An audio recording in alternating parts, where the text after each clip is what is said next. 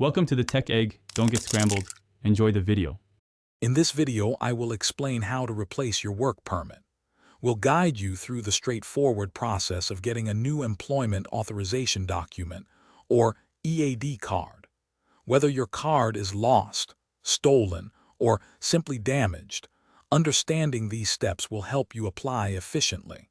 Let's ensure you have the correct documentation to maintain your work authorization without interruption. To begin, you'll need to gather specific documents. This includes a copy of your previous employment authorization document, if available, and 2 identical passport-style photos taken within the last 30 days.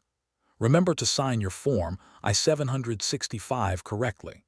The filing fee is $410, which can be paid by check or money order, made out to the U.S. Department of Homeland Security. Once your application is complete, carefully review all sections for accuracy. Then, mail your package to the appropriate United States Citizenship and Immigration Services filing address. It's crucial to keep a full copy of your entire application for your records.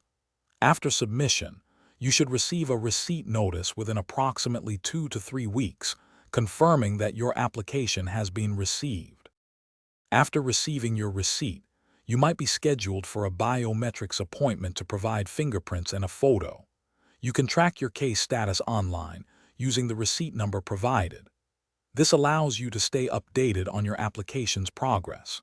For those looking to simplify their daily routine, check the description below for a link to some fantastic leak-proof meal prep containers, along with other helpful deals to make life a little easier. Thanks for watching. Consider subscribing if I helped unscramble your problems.